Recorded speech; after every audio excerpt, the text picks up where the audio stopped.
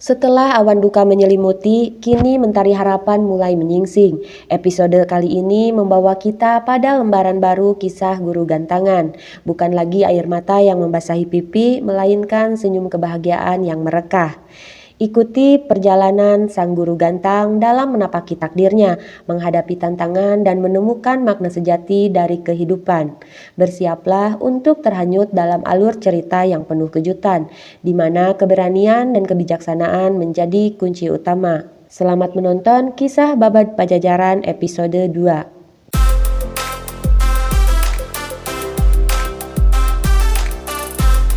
Tiba-tiba, keheningan hutan pecah oleh kilatan putih yang melesat cepat. Warak, sang macan ganas, bergerak lincah. Tubuhnya yang lonjong bagai bayangan yang sulit ditangkap. Anak-anak itu terdiam, napas mereka tertahan, merasakan aura menakutkan yang terpancar dari sang raja hutan. Di tengah ketegangan itu, seorang sosok misterius muncul di kejauhan. Matanya terpaku pada sesuatu di balik pepohonan.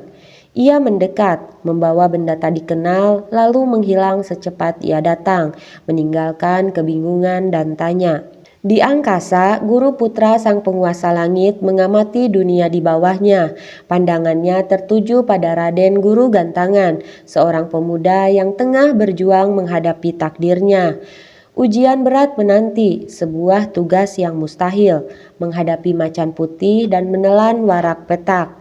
Tanpa ragu, Guru Putra yang bayu mengguncangkan tubuhnya, berubah menjadi raksasa mengerikan, Mahaseku sang penghalang jalan.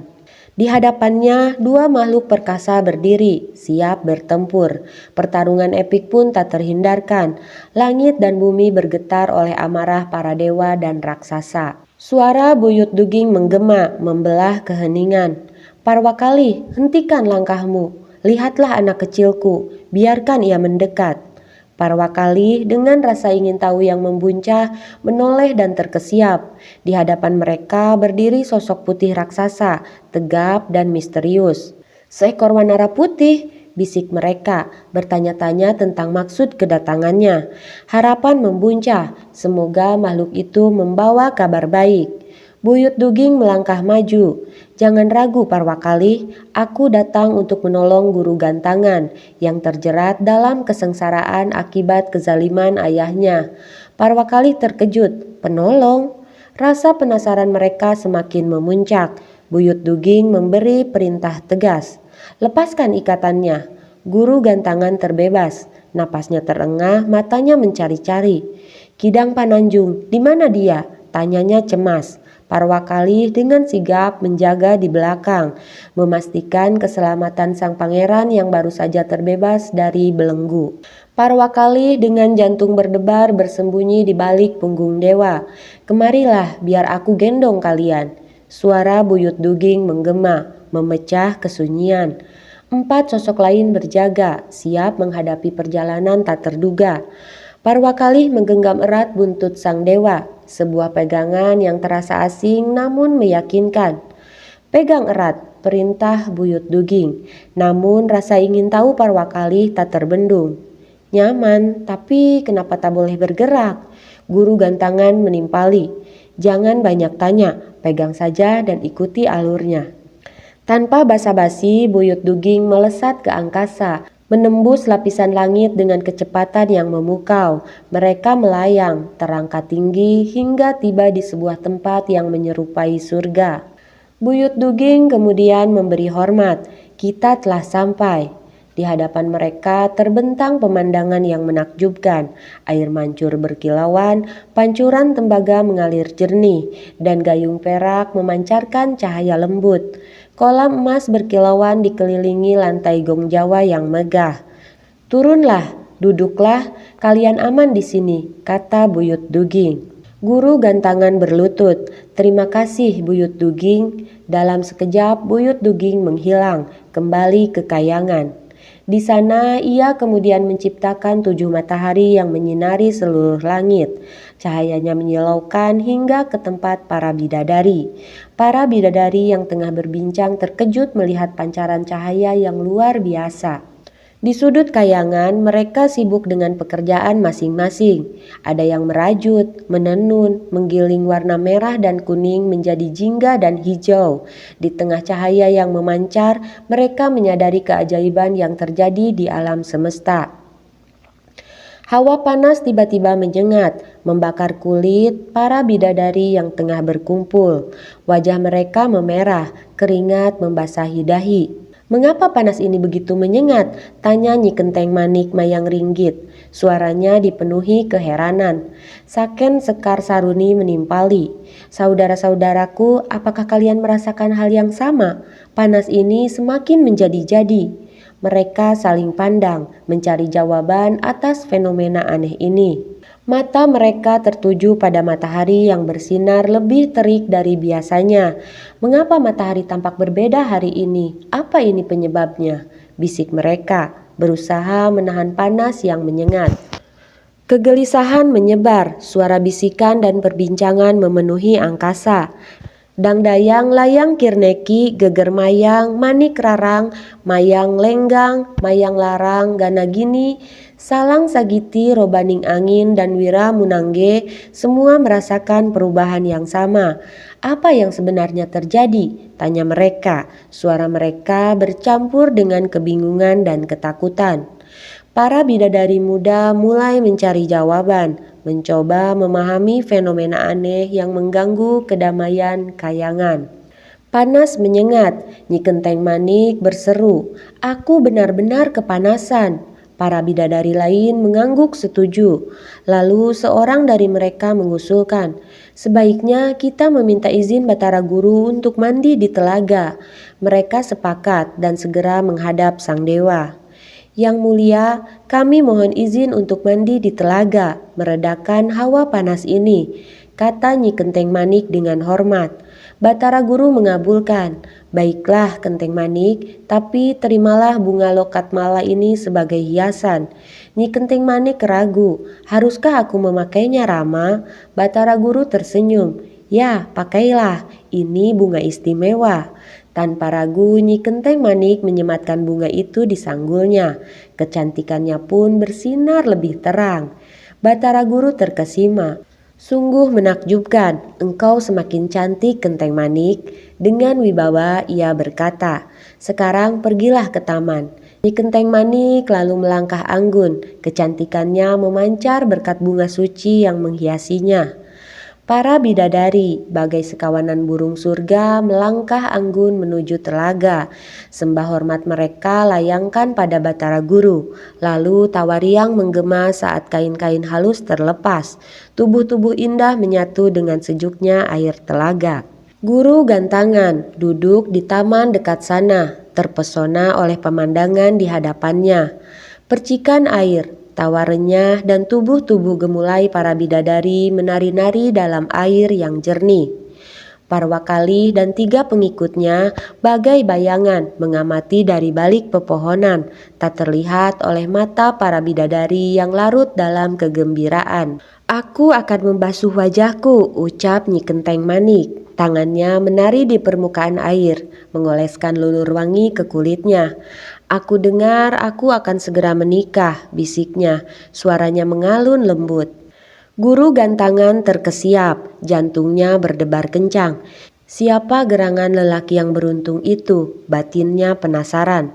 "Namanya Raden Guru Gantangan," lanjut Nyi Kenteng Manik. Kata-kata itu bagai petir di siang bolong bagi Guru Gantangan. Bagaimana mungkin bidadari ini menyebut namanya? Ia mengamati para bidadari dengan seksama. Matanya tertuju pada sehelai kain yang berbeda, sinjang dengan bunga yang tersemat indah. Tangannya terulur mengambil bunga itu, merasakan kehalusan kelopaknya, mengagumi warnanya yang memikat. "Mengapa aku mengambil bunga ini?" tanyanya dalam hati. Sebuah firasat aneh menyelimuti benaknya. Sentuhan lembut bunga itu sekali lagi memicu keajaiban. Cahaya berkilauan menyembur dari jemari kiri Guru Gantangan, diikuti tangan kanannya, kaki dan bahunya. Tubuhnya terasa ringan, kekuatan baru mengalir dalam nadinya. Bunga ini menyimpan rahasia, gumamnya. Mengapa aku bisa melihat dan mendengar para bidadari? Namun gumamannya tak sengaja terdengar, memecah keheningan telaga. Para bidadari bagai rusa terkejut, berlarian mencari perlindungan. "Rama, tolong kami!" seru mereka ketakutan. "Kami mendengar suara pria, tapi tak melihat siapapun." Guru Gantangan dan Parwakali menyadari bahaya yang mengintai.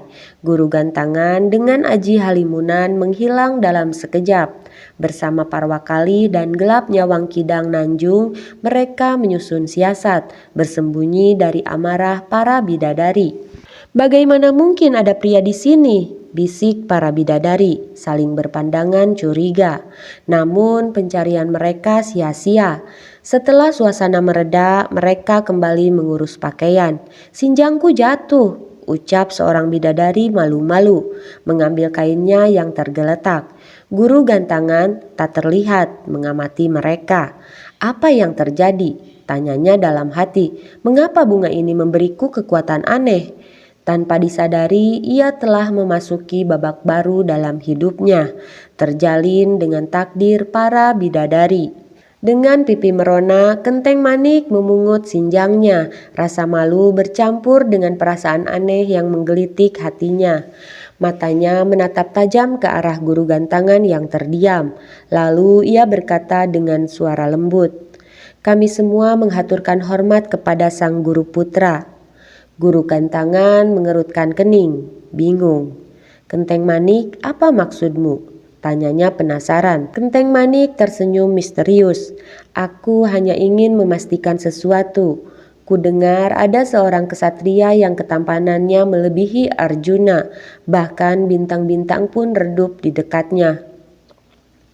Guru Gantangan terdiam sejenak, lalu berkata, "Jangan berlebihan, dia hanyalah manusia biasa, berasal dari Marcapada. Memang, ia dikenal baik dan berbudi luhur, tetapi tetaplah manusia." Ia melanjutkan, "Namanya Raden Guru Gantangan, putra Prabu Siliwangi dari Pakuan. Dia bukan orang sembarangan, tapi jangan terlalu mengaguminya." Para bidadari berbisik-bisik, rasa penasaran mereka semakin membuncah. Namun mereka memutuskan untuk kembali ke Karang Pawidaderan, tempat tinggal mereka. Dengan langkah anggun mereka meninggalkan Guru Gantangan yang terbenam dalam pikirannya. "Apa arti semua ini?" gumamnya. "Mengapa mereka begitu tertarik padaku?" Kenteng Manik melangkah dengan pikiran berkecamuk, merasa pertemuan ini adalah awal dari takdir yang mengubah hidupnya. Dengan penuh hormat dan setelah memohon izin, Kenteng Manik menyambut panggilan tersebut. Ia bersujud menyampaikan salam perpisahan kepada para bidadari yang kemudian melayang pergi dengan anggun. "Wahai saudaraku," Raja Putra memulai, "sudah saatnya kita menuju Karang Pawidadarian. Raja Putra kedua dan ketiga ikuti kami dari belakang." Para bidadari melangkah dengan riang. Suara tawa dan canda mereka mengisi udara di sepanjang perjalanan. "Mengapa kalian tertawa sepanjang jalan, Parwakali?" tanya salah satu bidadari penasaran. Mereka menjawab dengan ringan. Namun di antara keceriaan itu seorang bidadari tampak muram, menyimpan penyesalan yang tak terucap. Ia terdiam, hatinya gelisah. Penyesalannya hanya ia pendam, tak berani diungkapkan. Namun ia mencoba menyembunyikan kesedihannya dengan menari lincah. Gerakannya cepat dan memukau. "Kemarilah Parwakali, mendekatlah," panggil Kenteng Manik. Saat Parwakali membuka mulutnya, sebuah keajaiban terjadi. Ia berubah menjadi seekor monyet putih yang lincah, melompat-lompat di depan para bidadari. Tawa pun pecah, semua terpikat oleh kelucuan dan kelincahan monyet putih itu, seolah melupakan kesedihan yang sempat menyelimuti. Dengan mantra yang terucap, Genteng Manik mengubah sang monyet putih menjadi seekor kura-kura putih yang bergerak-gerak lucu di hadapan mereka. Beginilah jadinya Parwakali, kata Genteng Manik. Semakin tua semakin aneh tingkahnya. Lalu dengan satu gerakan, Nyi Genteng Manik menelan kura-kura putih itu dan membawanya ke Taman Palongkate. Di sana, di bawah naungan pepohonan rindang, ia mengembalikan wujud asli Parwakali. Itulah akibatnya jika seseorang bertingkah laku seperti anak kecil, padahal sudah tua. Gelap Nyawang dan Kidang Pananjung menimpali, menyuarakan pendapat yang sama. Para bidadari yang terkejut dengan perubahan wujud Parwakali tidak menyadari bahwa sebenarnya lebih banyak teman mereka yang ikut dalam perjalanan itu. Setelah kejadian itu, mereka melanjutkan perjalanan dengan hati riang. Tawa mereka kembali memenuhi udara. Genteng Manik melangkah ringan, dikelilingi para bidadari yang cantik jelita. Raja Putra dengan gagah memimpin rombongan, berjalan di tengah barisan, dikawal oleh 3 pengiring setia di belakangnya. Tak lama kemudian mereka tiba di kediaman Ade Kancana. "Wahai saudaraku Ade Kancana, aku telah sampai," seru Genteng Manik mengumumkan kedatangan mereka. Di tempat pertemuan, Guru Gantangan menyambut mereka dengan senyum ramah. "Baiklah, silakan masuk," ucapnya, mempersilahkan mereka memasuki kediamannya. Mereka pun disambut dengan hidangan lezat, dipersilahkan makan dan menikmati sajian yang telah disiapkan dengan penuh keramahan, seolah menyambut keluarga yang telah lama berpisah. Nampan-nampan perak berisi hidangan menggugah selera dibawa oleh para pelayan. Gemerincing lembut menemani langkah mereka. "Silahkan nikmati hidangan ini," ucap mereka dengan senyum sopan. Setiap suapannya terasa begitu lezat, dimakan dengan hikmat, seolah setiap bahan telah dipilih dan dimasak dengan penuh penghormatan. Parwakali dengan gerakan anggun memetik bunga-bunga harum, mempersembahkannya sebagai tanda kedamaian di tengah suasana hangat itu. "Bunga-bunga ini kupetik sebagai tanda penghormatan," Pananjung berkata dengan tangan terbuka, mempersembahkan karangan bunga yang indah. Para bidadari mendengarkan dengan penuh perhatian, sambil menikmati hidangan yang tersaji di hadapan mereka. Guru Gantangan wajahnya berseri-seri, hatinya dipenuhi sukacita melihat kebersamaan ini. Sang Chandrawin pun merasakan ketenangan, makan dengan penuh kelembutan hati. Makanan yang disajikan begitu manis, seperti gula yang mengalir dalam hati, seolah melantunkan pesan dari Sang Batara. Kemudian Guru Gantangan berujar dengan hati-hati, "Aku akan waspada dengan keadaan ini." Perasaannya terguncang, namun ia tetap tenang dalam menghadapi segala yang terjadi di Karang Pawidadarian. Setelah melalui pertemuan yang penuh makna tersebut, ia merasakan ada tanda-tanda yang akan segera terungkap, membawa perubahan dalam perjalanan mereka. Demikianlah video lanjutan episode 2 dalam Babad Pajajaran. Nantikan episode selanjutnya di video yang berikutnya. Terima kasih sudah menonton. Salam Rahayu.